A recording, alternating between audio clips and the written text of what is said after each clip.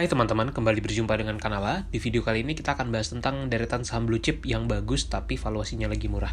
Ini bisa menjadi referensi untuk kamu yang ingin koleksi dan teman perlu diingat ini bukanlah rekomendasi untuk jual atau beli sahamnya. Selalu riset mandiri sebelum membuat keputusan investasi.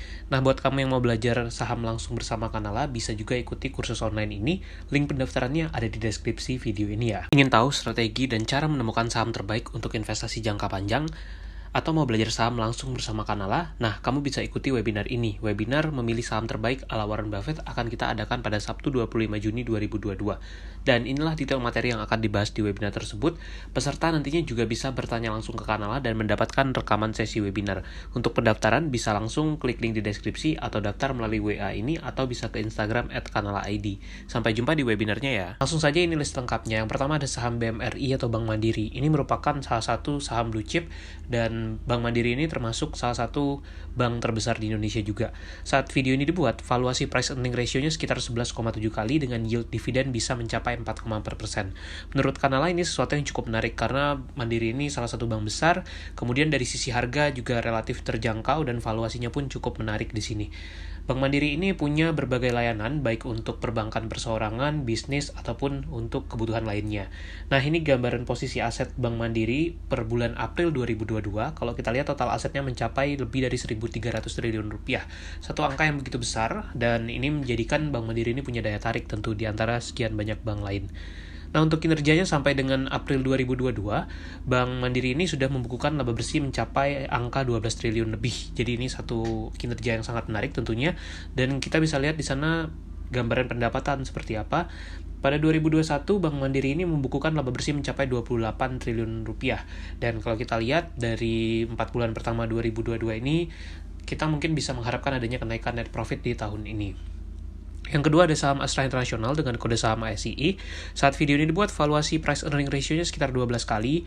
Mungkin tidak begitu murah, tapi paling tidak ini masih sesuatu yang cukup wajar kalau menurut kita di saham Astra International.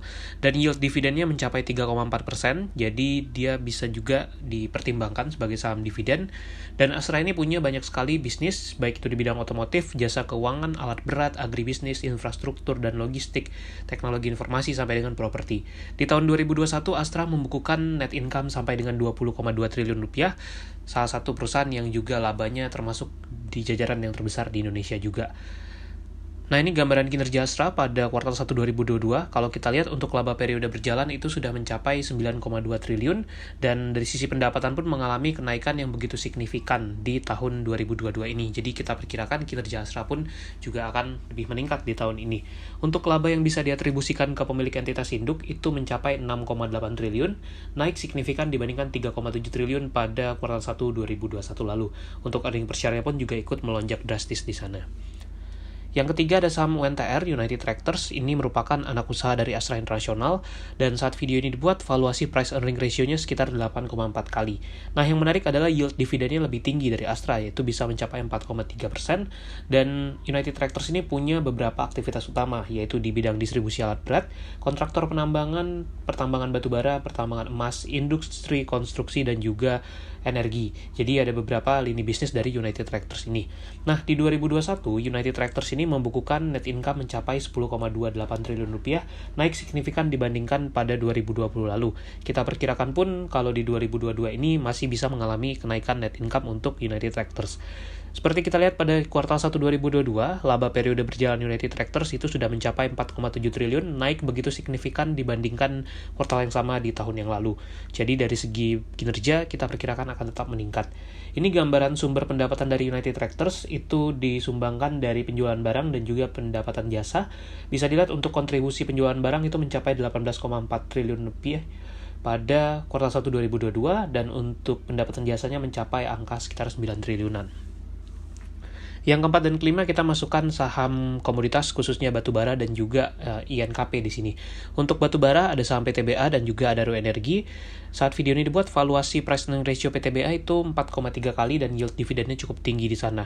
Tapi memang harus diingat bahwa kenaikan kinerja dari PTBA ini dalam 2 tahun terakhir itu menyebabkan adanya lonjakan dari sisi earning per share mereka, dan itu berakibat pada price-earning ratio-nya yang mengecil. Namun perlu diingat, ketika misalkan suatu saat harga batubara kembali turun, lalu kinerja emiten-emiten ini bisa turun dan bisa saja valuasi price-earning ratio-nya menjadi meningkat. Untuk INKP saat ini valuasi price-earning ratio-nya sekitar 5,2 kali dengan yield dividen 0,63%. Secara price-earning ratio dia juga cukup murah di sini, jadi kita masukkan di dalam list video kali ini. Nah, ini tadi gambaran kinerja dari Adaro Energi. Kalau kita lihat ya, di 2021 mereka membukukan net income sampai dengan 933 juta dolar lebih. Itu angkanya begitu signifikan, mencapai belasan triliun rupiah. Demikian juga yang PTBA 2021 kemarin bisa membuka net income sampai 7,91 triliun rupiah. Jadi kita bisa lihat apakah kedepannya kinerja mereka akan tetap menarik ataupun mengalami penurunan nantinya. Jadi bisa dipertimbangkan juga. Untuk INKP di 2021 mereka membukukan net income mencapai 527 juta dolar, yang kalau kita rupiahkan juga mencapai triliunan. Jadi ini adalah perusahaan-perusahaan dengan laba yang besar dan tentu harus dilakukan riset lebih mendalam. Semoga bermanfaat dan jangan lupa untuk subscribe ya.